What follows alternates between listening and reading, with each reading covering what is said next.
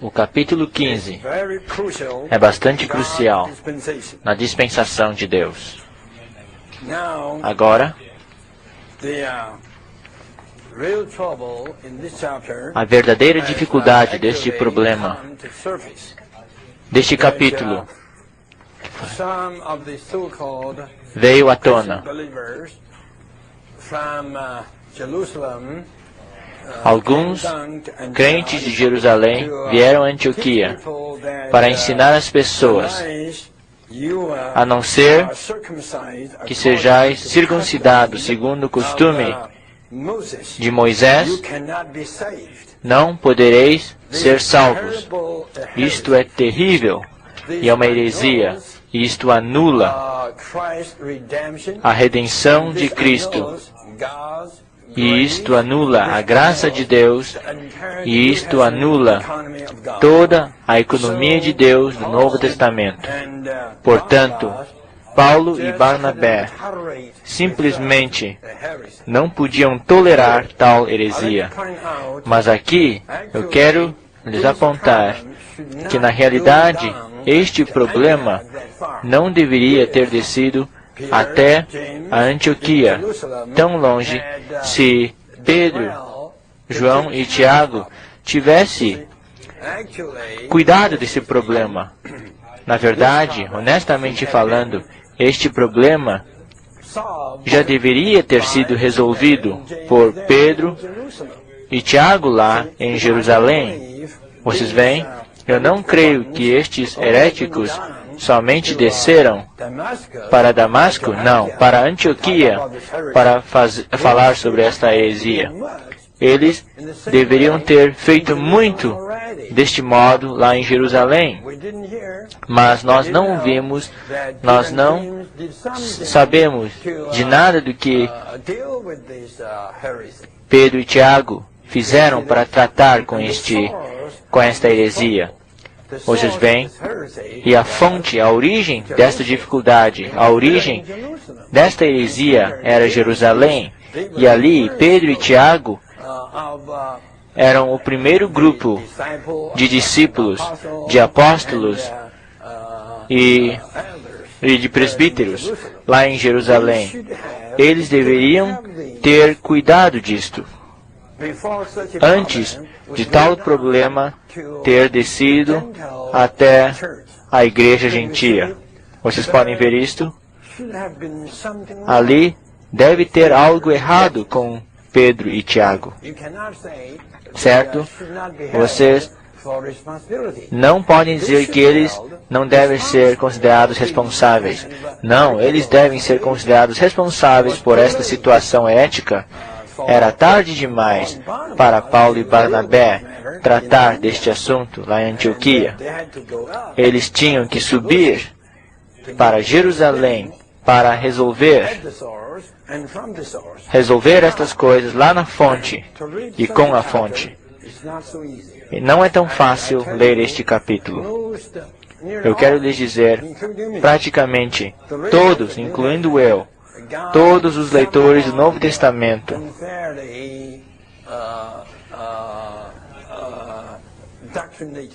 se tornaram doutrinados de uma maneira injusta.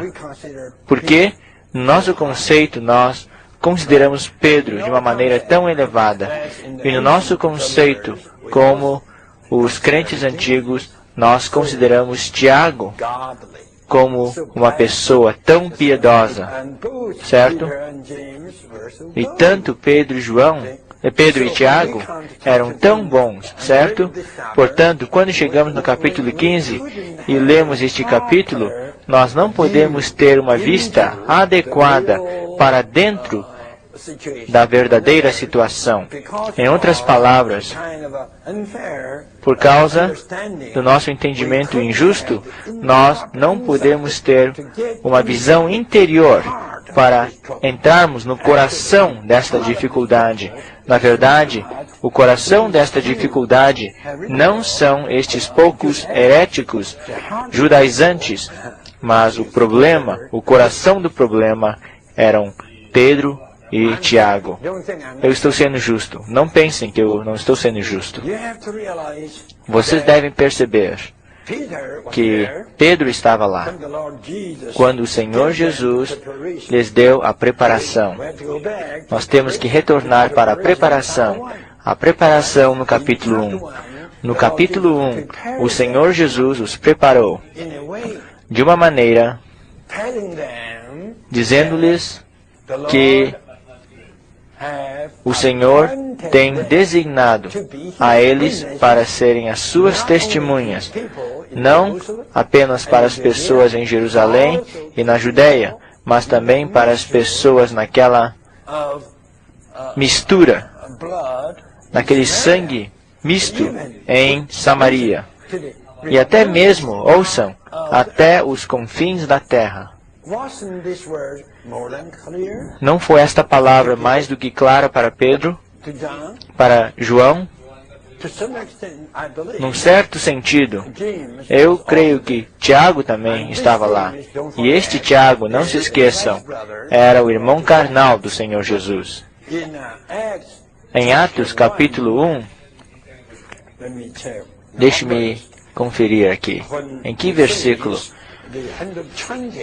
versículo se fala que os 120 estavam lá? Neste versículo se menciona a mãe de Jesus, Maria, e os irmãos carnais do Senhor. Todos eles estavam entre os 120. Num certo sentido, eu creio que quando o Senhor Jesus exortou os seus discípulos para serem testemunhas nos confins da terra, Tiago provavelmente estava lá. Ao menos, mesmo que não estivesse lá, olhem, Lucas, este escritor, mais tarde soube desta palavra. Então, Tiago certamente tinha ouvido a respeito desta palavra. Tal exortação, tal mandamento, tal palavra forte, ele não podia esquecer. Não há necessidade para eles discutirem. Pedro deveria ter se levantado, Tiago deveria ter confirmado de que o Senhor Jesus realmente disse para eles de que eles tinham que ir para os gentios.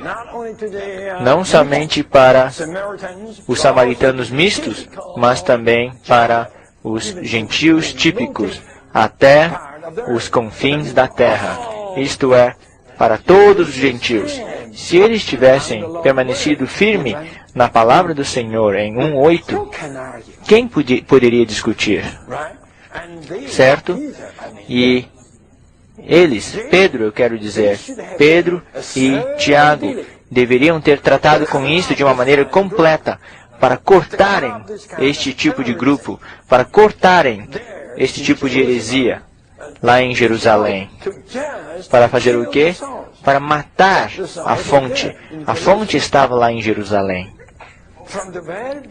Desde o começo deste capítulo, se vocês tiverem a visão interior, se vocês forem justos, se vocês não tiverem uma impressão tão inapropriada de Pedro e Tiago, vocês poderiam ver que esta dificuldade era devido à negligência de Pedro e Tiago. Eu sou bastante forte em afirmar isto. Pedro e Tiago não cumpriram com seu dever. Eles não realizaram a sua responsabilidade. Certo? Portanto, o problema, a heresia, existia lá em Jerusalém. Sem dúvida, numa certa extensão, estava prevalecendo em Jerusalém. Caso contrário, como é que eles poderiam descer? 2000 anos atrás, a comunicação não era tão conveniente. Alguns de Jerusalém desceram a Antioquia. Isto era algo grande. Portanto, há algo bastante forte, bastante prevalecente ocorrendo em Jerusalém. Portanto, estes judaizantes, eles até tiveram um encargo no tempo antigo, sem as conveniências modernas de hoje para viajar, eles desceram para ensinar as pessoas. Vocês veem? Se vocês não se circuncidarem segundo os costumes de Moisés, vocês não podem ser salvos. Isto é terrível. Isto anula todo o Novo Testamento. Anula Cristo, anula a sua morte, anula a sua redenção, anula a sua ressurreição, anula a sua ascensão, anula tudo o que ele ensinou. Isto é básico. Vocês podem crer, amados santos, que Pedro e Tiago podiam e queriam tolerar este tipo de heresia? Sem dúvida, estes judaizantes eram aqueles os quais Paulo, em Gálatas 2, chama de falsos irmãos. Eles eram os falsos irmãos. Eu não tenho tempo para lhes pedir para ler. Na verdade, eu deveria lhes pedir para ler Gálatas 2. Cada vez que vocês leem Atos 15, vocês devem ler Gálatas 2 para ajudá-los, auxiliá-los a entender os antecedentes daquele tempo. Eu creio que Pedro e Tiago eram a causa daquele problema. Eu creio nisso de uma maneira forte. Eles não guardaram a verdade. Eles não contenderam pela verdade na plenitude. Portanto, o problema existia e a dificuldade desceu até a igreja gentia. Eu diria, a primeira igreja gentia. Portanto, não pensem que Paulo era forte demais. Dissensão, não apenas discussão, dissensão. Certo? Todo mundo tinha que manter uma dissensão lá. Como é que nós podemos seguir a heresia, dizendo que nós não podemos ser salvos, a não ser que nós sejamos circuncidados de acordo com o ensinamento de Moisés? Não, você tem que levantar uma dissensão. Você deve esquecer isto. Você não é nosso irmão. Vocês não são nossos irmãos.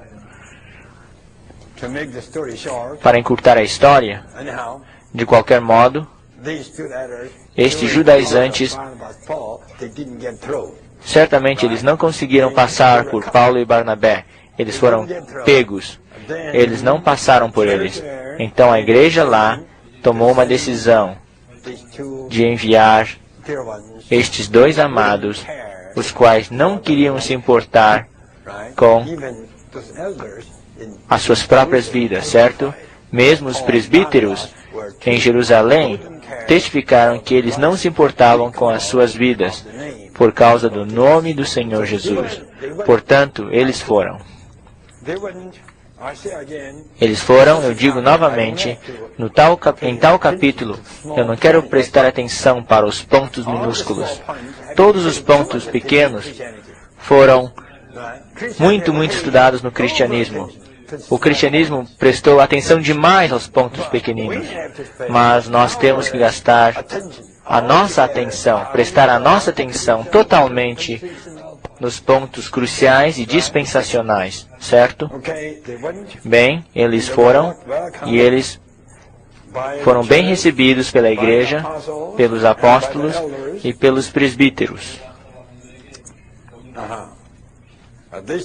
Então, desta vez, ouçam, certos homens da seita dos fariseus, os quais tinham crido, se levantaram dentre eles dizendo, é necessário que eles sejam circuncidados, os gentios, e exortaram os gentios a guardar a lei de Moisés. Deixe-me verificar com vocês, irmão Benson, se você estivesse lá como um presbítero, mesmo um presbítero líder, como Tiago. Você sabe, no capítulo 12, há uma pequena indicação, eu não mostrei para vocês.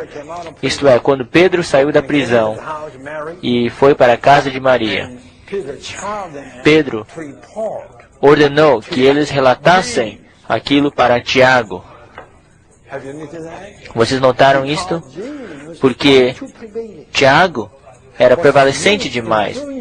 Ele era o presbítero que causava a maior influência.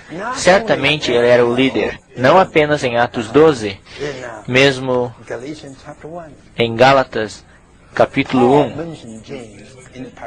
Paulo menciona Tiago de uma maneira particular. E em Gálatas 2, Paulo diz, quando as pessoas vieram de Tiago, Paulo não diz quando as pessoas vieram de Jerusalém. Portanto, Tiago era prevalecente demais, proeminente demais. Ele era o presbítero líder. Bem, irmão Benson, suponhamos que você seja o presbítero líder lá em Jerusalém. E tal coisa tem existido lá. Com tal ensinamento de que os crentes gentios tinham que ser circuncidados e eles tinham que guardar a lei de Moisés. O que você faria? Você iria se levantar para fazer o quê? O irmão respondeu, para derrubar a situação. Todos vocês têm que ser ousados para lançá-los fora da igreja. O que vocês acham?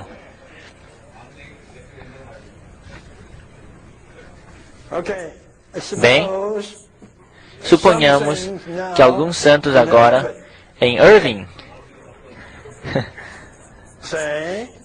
digam, todos nós temos que ser circuncidados. Vamos circuncidar cada crente.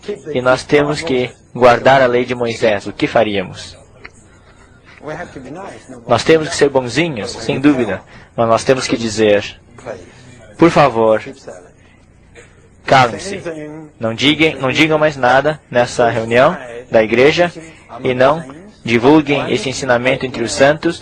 Se soubermos que você está divulgando isto entre os santos, nós temos que lhes dizer, vocês têm que ir para um outro lugar. Não permaneçam mais na igreja. Vocês estão ensinando heresias. Esta é a maior heresia. Dizer para os crentes que eles devem se circuncidar segundo a lei de Moisés e guardar a lei de Moisés. Isto nulifica todo o Novo Testamento. Isto anula a economia de Deus no Novo Testamento. Isto anula Cristo, nosso Salvador. Isto anula a morte de Cristo. E isto faz tudo o que o Senhor é e tudo o que Ele faz de nenhum efeito. Isto é exatamente o que é dito em Gálatas 2:21. Eu não anulo a graça de Deus. Paulo diz. Portanto, nós temos que dizer para tais que mudem no entendimento deles. Caso contrário, a igreja não pode aceitá-los. A igreja pode aceitar somente aqueles que creem na economia de Deus do Novo Testamento, no nosso Salvador Jesus Cristo, na sua morte, na sua ressurreição, na sua redenção e na sua ascensão. Agora, nós não temos nada a ver com a lei. A lei está totalmente acabada, dispensacionalmente, certo? Mas vocês podem ver que negligência estava lá em Jerusalém. Que negligência havia lá em Jerusalém com Pedro e Tiago. Então,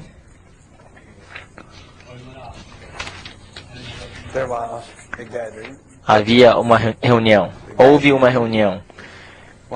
E a reunião era, número 1, com os apóstolos. Claro, os apóstolos são universais. E com os presbíteros são locais. E eles se reuniram para terem comunhão sobre isto.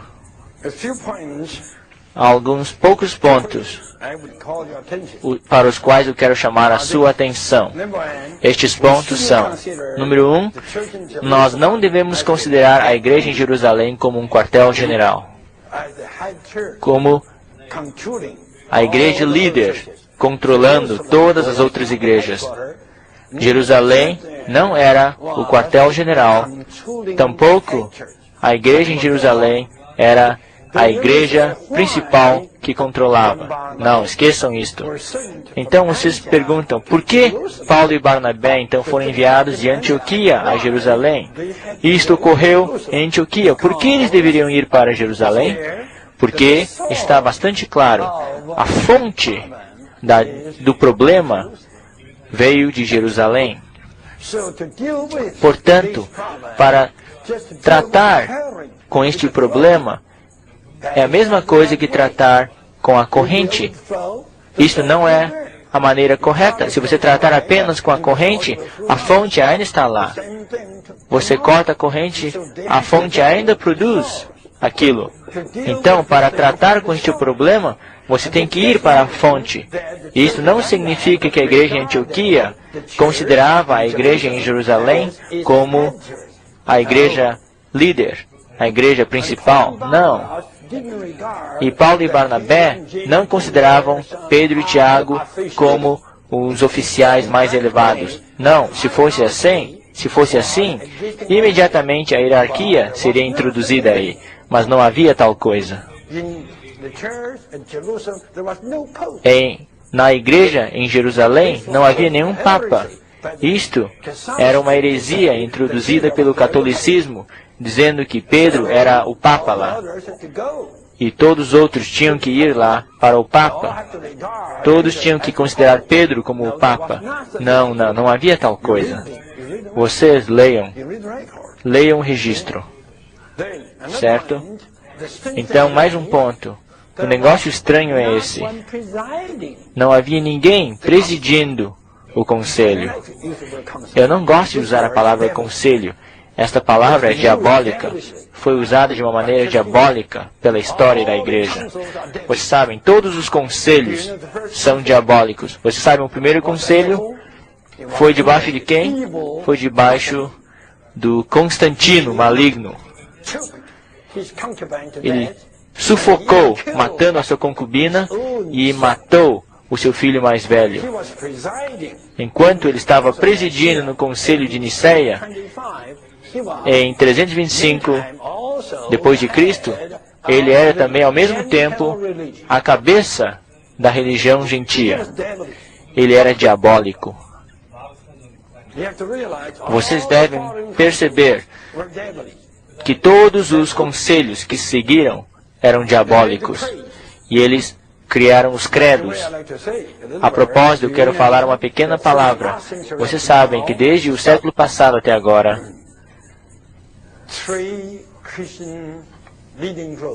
3 grupos cristãos líderes declararam que eles apenas se importavam com o credo.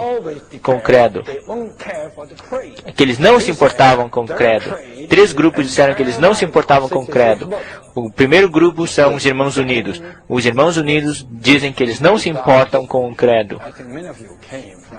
O credo deles são apenas os 66 livros da Bíblia. E número 2 é a Igreja Batista. A Igreja Batista, todos vocês sabem, eles não têm credo. Eles têm apenas a Bíblia. E número 3, a Igreja de Cristo. Às vezes eles põem um sinal lá. Nenhum credo, apenas a Bíblia. E nós podemos ser considerados o 4º grupo. Nós fazemos a mesma coisa. 60 anos atrás, na China, nós declaramos de uma voz alta a todos os cristãos que nós não temos nenhum credo. Nós não nos importamos com nenhum credo, apenas com a Bíblia.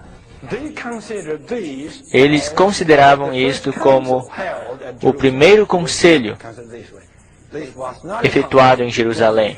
Nós não devemos considerar isto como um conselho, apenas como uma comunhão, uma reunião para a comunhão. Por quê? Porque não havia ninguém presidindo lá. Vocês veem? Não havia ninguém presidindo. Vocês podem ver isto? Então vocês podem ver. Então vocês podem dizer, se não há ninguém presidindo, eu vou dizer, não, há alguém presidindo. Quem? O Espírito Santo. Certo? Porque mais tarde, eles nos falaram nos escritos que pareceu bem ao Espírito Santo e a nós. Portanto, ao escreverem, eles disseram que o Espírito Santo estava lá presidindo. Sem dúvida, usando termos modernos, não havia eleição, votação, certo? Não havia votação. Houve alguma votação lá? Em outras palavras, ouçam, não havia democracia, tampouco autocracia. Não havia nenhuma CIA lá. Não havia democracia, não havia autocracia. O que havia lá? O que havia lá? Apenas a comunhão no Espírito.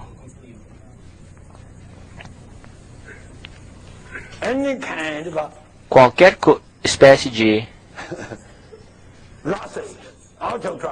cracias, democracia ou autocracia, qualquer tipo de cracia não deve estar na vida da igreja.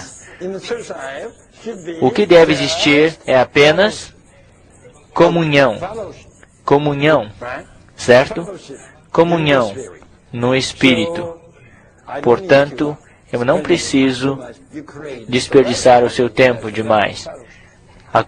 O registro aqui é apenas um registro de comunhão. Um registro de comunhão.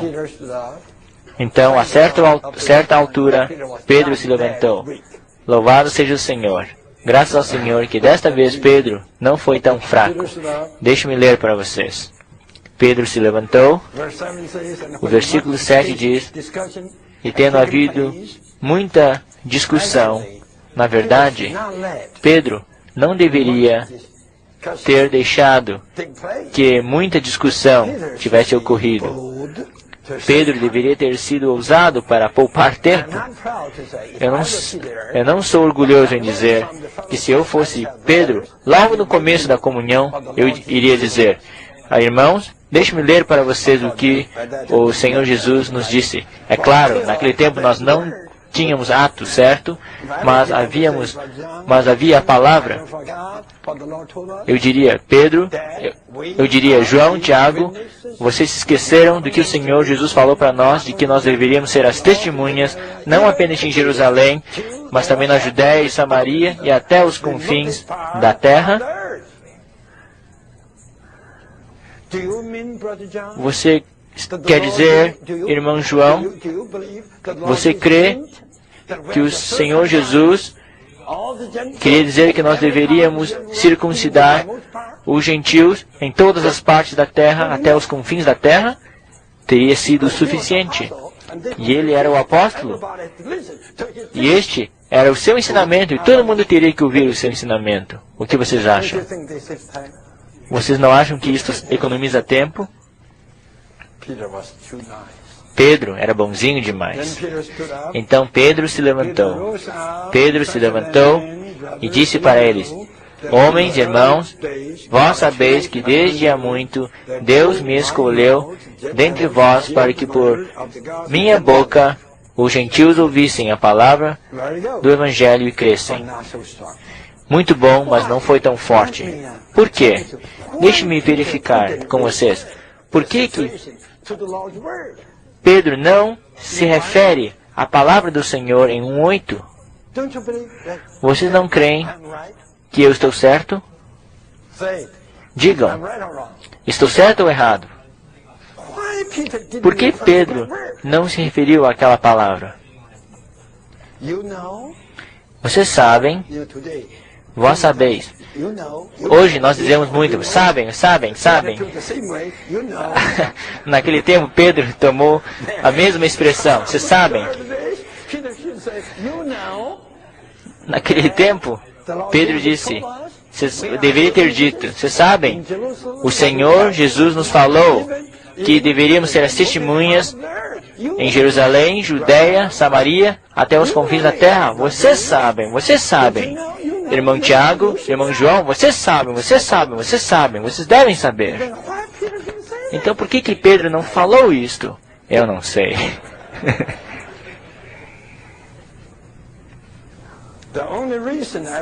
A única razão que eu posso achar é que ele era um pouco maricas. Ele não era tão ousado. Ele não exercitou, não exerceu a sua autoridade designada a ele pela cabeça. Ele não fez isto. Se ele tivesse feito isto, aquilo deveria ter resolvido muitos problemas. Aquilo teria cortado esta corrente venenosa. Ele até poderia escavar,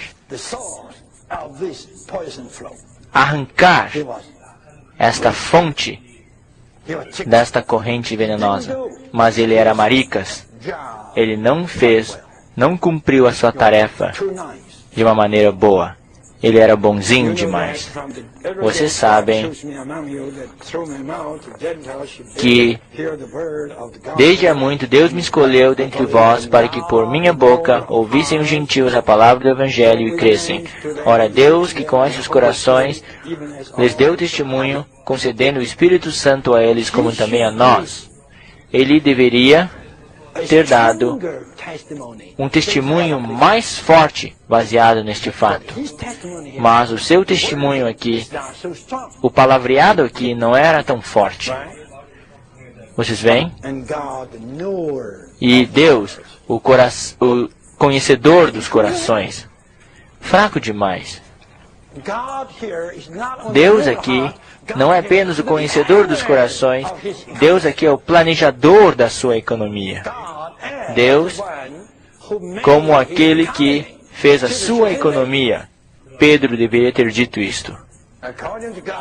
De acordo com a dispensação de Deus, de acordo com a economia de Deus.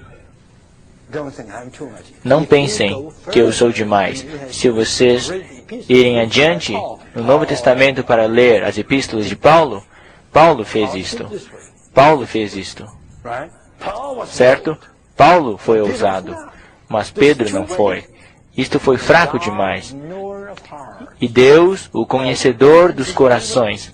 Vocês não acham que isto foi fraco demais? A apresentação dele era fraca, realmente fraca. Vocês pensam que Deus derramou o Espírito sobre a casa de Cornélio e isto foi porque ele apenas conhecia os corações? Então ele derramou o Espírito sobre eles para limpar os corações deles? Oh, Pedro! Onde está você? E quem é você falando desta maneira? Você não conhece a economia de Deus? Hã? Deus te deu as duas chaves para abrir as portas. Apenas abrir as portas para Deus entrar e limpar os corações dos gentios? Hã? É isso que isso quer dizer? Pense um pouco. Não pensem que eu sou um homem ruim. Oh, irmão Lee, você sempre é ruim. Você amaldiçoa todo mundo. Você crucifica todo mundo. Você até crucifica Pedro. Você é ruim demais. Não, não seja assim. Seja mais cortês, seja bom. Bem, se eu sou cego, eu posso ser uma pessoa boa para todo mundo. Eu não sei de nada, então. Até o diabo, então, seria bom. Até Satanás seria bom, certo? Deus, o conhecedor dos corações, deu testemunho a eles, dando-lhes o Espírito Santo, assim como também a nós. E ele não fez distinção, não fez nenhuma distinção entre nós e eles, purificando seus corações pela fé. Todos os pontos são bons e a apresentação foi boa, mas foi fraco demais. Ele deveria ter apresentado um ponto mais forte, pontos mais fortes, certo? Mas de qualquer forma, portanto, por que testais Deus agora? Não testar, mas anular Deus. Ele deveria ter dito isto. Por que estáis anulando Deus? Por que anulais a Deus? Por que vocês estão abandonando a economia de Deus? Não apenas testando a Deus, pondo sobre a serviço dos discípulos um jugo que nem nossos pais puderam suportar, nem nós. Isso não é tão ruim assim, mas ainda assim não foi forte demais. Mas pela graça do Senhor Jesus nós cremos. Isto é bom.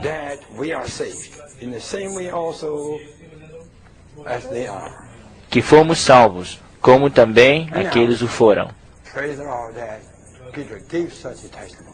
Louvado seja o Senhor de que Ele deu tal testemunho, que Ele deu tal comunhão. Mas eu sinto que Ele não exerceu a autoridade que o Senhor lhe concedeu. Não se esqueçam de que Ele era o apóstolo líder, certo? Ele era o apóstolo líder. Ele tinha a sua esfera da autoridade divina, certo? Mas ele não a usou, ele não a exerceu. E toda a multidão silenciou, passando a ouvir a Barnabé e a Paulo, que contavam quantos sinais e prodígios Deus fizera por meio deles entre os gentios. Depois que eles terminaram, vocês veem? Tudo isto é uma espécie de comunhão. Tiago respondeu: homens, irmãos, ouvi-me. Eu não sei por que eles usam a palavra aqui, Simeão, ao invés de Simão. Esta é uma tradução mais exata, de acordo com o grego. Se você tem uma nota lá, é melhor vocês lerem a nota, daí vocês verão a razão. Como Deus primeiro visitou os gentios a fim de constituir dentre eles um povo para o seu nome. Isso não foi ruim. E com isto, as palavras dos profetas concordam. Como está escrito: depois destas coisas, voltarei e reedificarei o tabernáculo de Davi, que caiu, e levantarei as suas ruínas e restaurá-lo-ei. É uma citação do Velho Testamento. Você não pode negar isto, mas nesta altura, eu não gosto desta citação. Por quê? Porque esta citação ainda eleva a nação de Israel, certo? Não se esqueçam da preparação no capítulo 1. Os discípulos eram tanto pelo reino de Israel. E eles perguntaram ao Senhor: Senhor, agora você vai restaurar o reino de Israel? O Senhor ignorou aquilo. O Senhor disse: mas vocês têm que esperar até que o Espírito Santo caia sobre vocês. Então, sereis as minhas testemunhas em Jerusalém, Judéia e Samaria e até os confins da terra. Mas aqui, Tiago, a fim de cuidar da situação, ele elevou novamente a nação de Israel.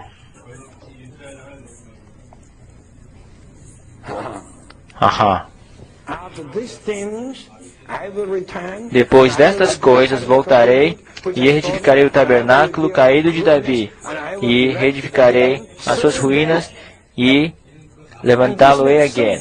Para que? Isto é, para que o quê? Para que indica que o Senhor tem que reedificar a nação de Israel. Então, os gentios. Isto é terrível. Para que os demais homens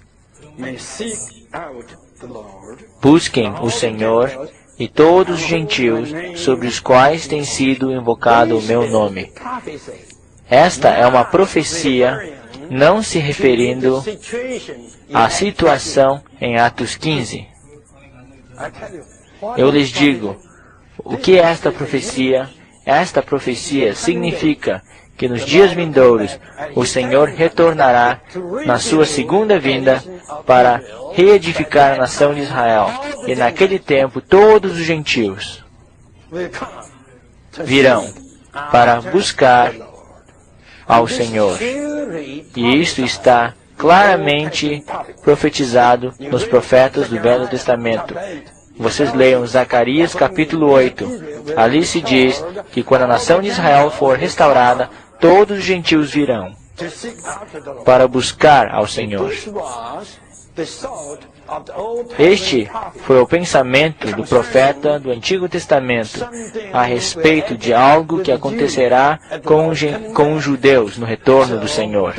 Portanto, não pense que eu estou sendo ruim. Irmão Lee, você é tão ruim que agora você crucificou Tiago. Mesmo a citação dele não é boa. Não, essa citação não é boa. Se você for um bom estudioso da Bíblia, uma pessoa estudada da Bíblia, você tem que dizer que esta citação fala dos dias vindouros e não sobre esta era da graça. O resto da humanidade, não nesta era. O resto da humanidade será na era vindoura. No tempo da vinda do Senhor, quando o Senhor estabelecerá e reedificará o tabernáculo caído de Davi, isto é, restaurar a nação de Israel. Quando o Senhor fizer isto, a nação de Israel será reedificada. Então, o resto dos gentios virá a Israel para buscar ao Senhor. Então vocês dirão, irmão Lee, não interprete desta maneira. Você deve interpretar esta citação em princípio. Tiago mostrou às pessoas, em princípio, que cedo ou tarde o Senhor aceitará os gentios. Mas eu não gosto de ver a palavra cedo ou tarde. Eu lhes digo, irmãos, estudar a Bíblia não é algo fácil. Você precisa do Espírito. Você precisa do espírito do advogado. Você precisa do espírito de um advogado. Não engulam a lei. Eu lhes digo, a citação de Tiago engole todo o Velho Testamento, sem nenhum discernimento. Esta é uma profecia se referindo não à era presente, mas aos dias vindouros. Ninguém pode negar isto. Em qualquer teologia, vocês devem aprender se há alguma teologia que vocês devem estudar que é diferente do que eu ensino, vocês devem aprender a teologia dos Irmãos Unidos, que é a melhor teologia. Eu lhes digo honestamente, eu aprendi tudo isto não a partir da minha imaginação, mas a partir dos 7 anos e meio, durante os quais eu fiquei com os Irmãos Unidos. Eu lhes digo, a teologia dos Irmãos Unidos fala claramente de que esta passagem do Antigo Testamento se refere aos dias vindouros, à era vindoura, e não a esta era. Portanto, a citação de Tiago pediu emprestada esta passagem.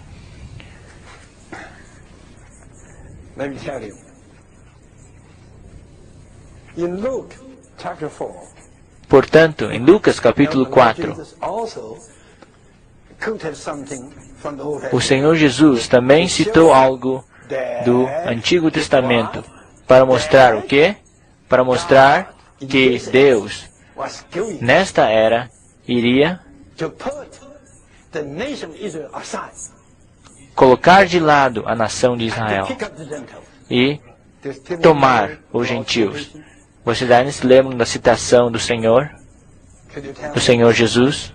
Vocês podem me dizer o que o Senhor falou em Lucas capítulo 4? Vocês se esqueceram? Certo. Que mais? Os leprosos. Todos aqueles casos que o Senhor tomou indica que naquele tempo o Senhor iria colocar de lado a nação de Israel. E o Senhor iria tomar os gentios. Mas aqui, Tiago estava tentando agradar os judaizantes, dizendo-lhes que Deus primeiramente iria reedificar a nação de Israel, e não rejeitar e colocar de lado a nação de Israel, mas Deus iria reedificar primeiramente a nação de Israel. Então sim chegará a vez dos cães gentios. Vocês podem me entender? Que citação fraca. Então você ainda acha que eu sou demais, Dan? É melhor você comparar. É melhor você comparar. Paulo, no capítulo 13, era bastante forte. Paulo, no capítulo 13, falou para os judeus que rejeitavam: já que vocês rejeitam, nós nos volveremos para os gentios. Se lembram? Voltem para aquele capítulo. Deixe-me ler para vocês. Capítulo 13, versículo 46.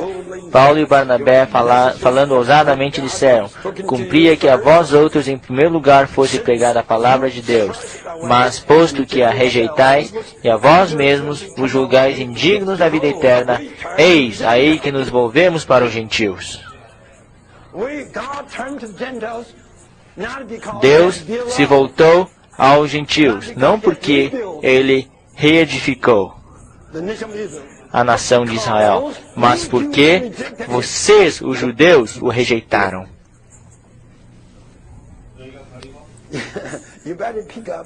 É melhor vocês tomarem Lucas capítulo 4 e ler novamente. O Senhor Jesus era ousado. Vocês sabem?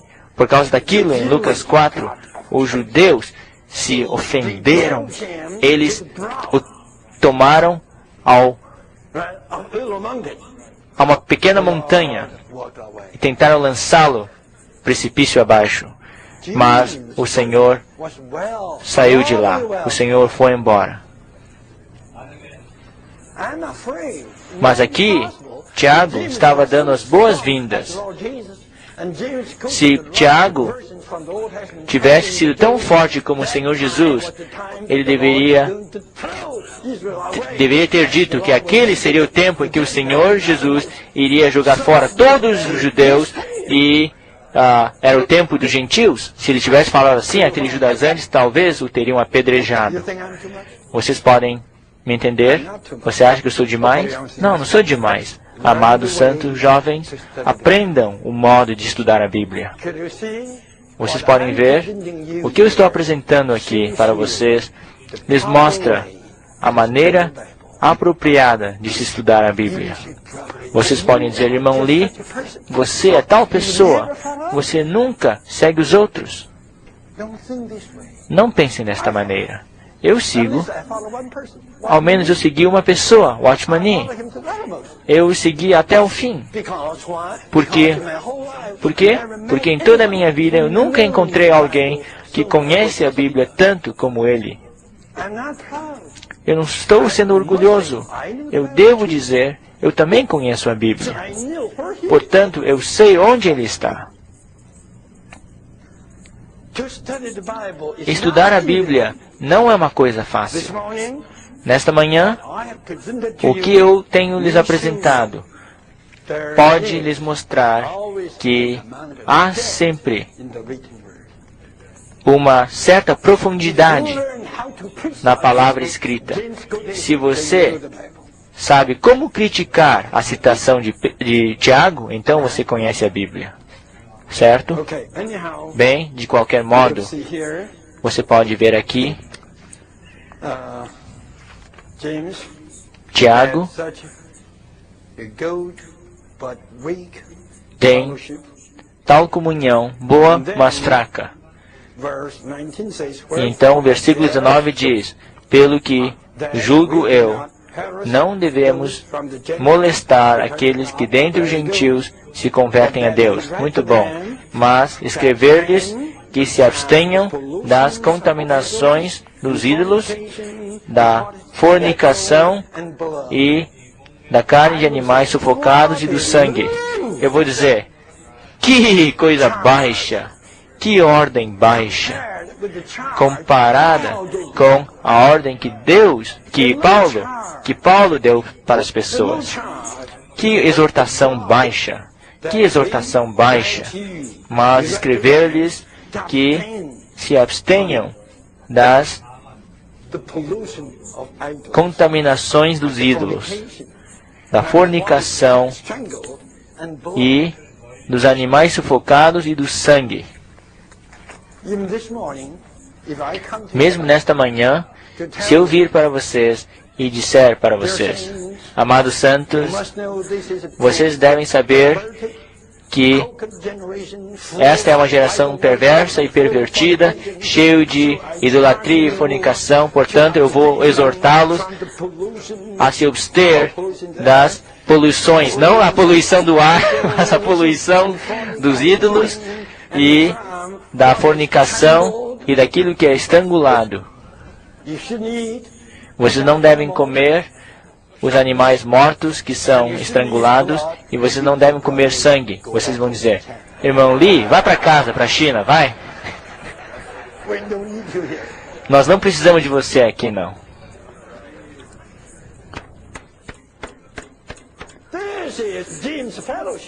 Esta é a comunhão de Tiago.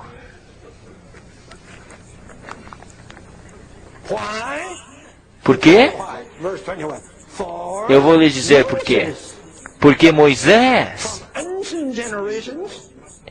desde tempos antigos, isto é, os livros de Moisés, os escritos de Moisés, tem em cada cidade os que o proclamam nas sinagogas, sendo lido todos os sábados, simplesmente porque Moisés, simplesmente por causa do Pentateuco de Moisés. E esse Pentateuco era lido em todos os lugares. Então, a nossa solução escrita para este problema, nós temos que falar sobre isto. Vocês veem um ponto aqui? A minha palavra é clara para vocês? Portanto, Tiago, a comunhão dele, a comunhão de Tiago, era baseada no versículo 21. Por que nós temos que escrever esta exortação? Para exortá-los a se abster das poluições dos ídolos, da fornicação e daquilo que é estrangulado e do sangue, porque a lei de Moisés está lá a todo tempo, desde gerações, sendo lido pelas pessoas. Então, na nossa solução do problema, nós devemos tomar conta de Moisés. Portanto, o pensamento ainda estava lá a respeito de Moisés. Há um rabo da raposa. Vocês podem ver? É por isto que eu esqueci onde há uma nota. Eu creio que escrevi uma nota que lhes diz que esta solução era totalmente não satisfatória, mesmo para Paulo. Isto não concorda, não confere com o que Paulo escreveu nos livros de Gálatas e Romanos. Porque nos livros de Romanos e Gálatas, Paulo nos diz que ele não tinha nada a ver com a lei. Para a lei, ele disse, eu estou crucificado. Para a lei, eu estou morto. Vocês não leram aquele capítulo 2 de Gálatas? Para a lei, eu estou morto. Agora vivo para Deus. Mas o que Tiago fala aqui? Ele queria levar os crentes do Novo Testamento de volta para a consideração da lei. Sem dúvida, na sua epístola, o capítulo 2, eu creio, e o capítulo 4, naqueles dois capítulos, mesmo na sua própria epístola, ele presta muita atenção ao guardar da lei mosaica. Portanto, o conceito de Tiago era demais na dispensação velha, na dispensação da lei. Certo?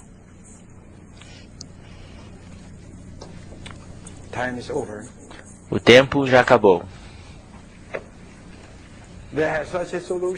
Vocês têm tal solução, mas de qualquer modo é melhor do que nada.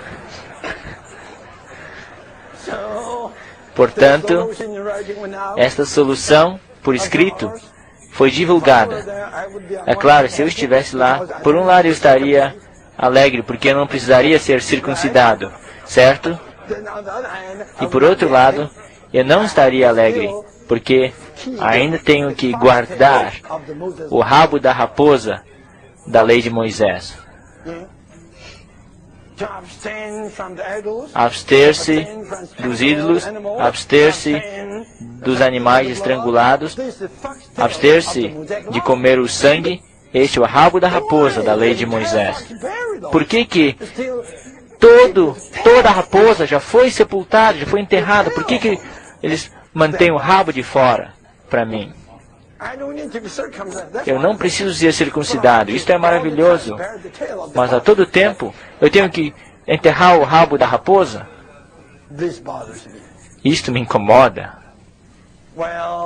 Bem, amados santos, Paulo, não, agora eu vou crucificar Paulo. Eu sou uma pessoa ruim.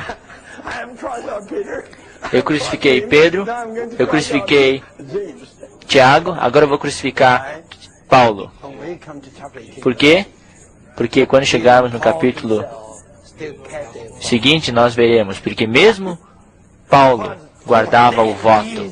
Quando ele estava tão ocupado na sua jornada ministerial, ele gastou algum tempo para guardar um voto, para rapar a sua cabeça. Eu lhes digo, estes elementos tradicionais, uma vez que entra no sangue do homem, é difícil de se livrar disso. Mesmo Paulo, até. Eu vou lhes dizer, o capítulo 18 me incomoda ao extremo. Eu vou dizer, Paulo, você é o escritor de Gálatas? Claro, você é. Você é o escritor de Romanos? Claro, você é.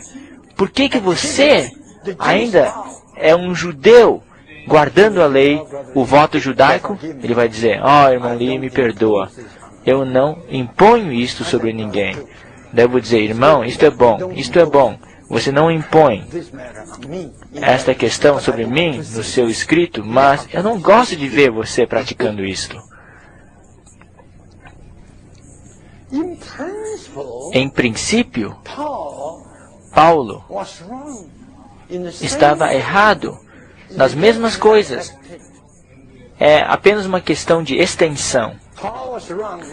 Paulo estava errado não numa grande extensão, apenas 1 polegada, talvez. Mas Tiago, o erro de Tiago era 1 metro.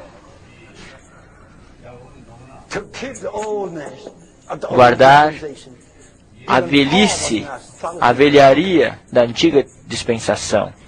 Mesmo Paulo não estava tão limpo assim. Não é de se admirar que após o capítulo 18 deste livro, no capítulo 21, ele foi um tanto convencido para se juntar num voto maior, o voto do Nazireu, o maior dos votos. Ele se juntou a eles e ele pagou as despesas daqueles 6 que tomaram voto. Mas o Senhor não tolerou isto. O Senhor tolerou o voto no capítulo 18, porque aquilo não exerceu muita influência sobre os santos. Aquilo era particular e não público. E foi realizado fora de Jerusalém, não como o voto do Nazireu tinha que ser efetuado no templo, coisas assim. Portanto, o Senhor não tolerou o voto do Nazireu ser cumprido no templo dentro de 7 dias. Então, vocês sabem, quando vocês chegarem no capítulo 21, nós vamos falar mais. Então, esta foi uma solução comprometida. Eu chamo esta solução de uma solução comprometida. Resolveu o problema, resolveu o tumulto, mas não foi 100% cortando a raiz, certo? Ou desarraigando o negócio todo. ainda foi deixada uma raiz lá. E esta raiz, subiu novamente no capítulo 21. Nós vamos esperar até que cheguemos lá. Nós veremos o problema lá. Então, a mistura estava lá. E não foi até o capítulo 21, mas foi no capítulo 15. A mistura religiosa, a mistura da economia de Deus do Novo Testamento com a religião antiga judaica. Isto estava lá. Esta era uma mistura da economia de Deus do Novo Testamento com a antiga dispensação do judaísmo. É claro, depois disto, sinto dizer, por um lado, Barnabé e Saulo, eles ganharam vitória, certo? Para resolver o problema, ao menos 80%, deixando 20% lá. Ainda lá é melhor do que nada, certo? Então eles mesmos tiveram uma discussão, uma briga sobre Marcos. É melhor deixar esta questão para hoje à noite. Mas de qualquer forma, eu quero que esta sessão compartilhe algo para confirmar a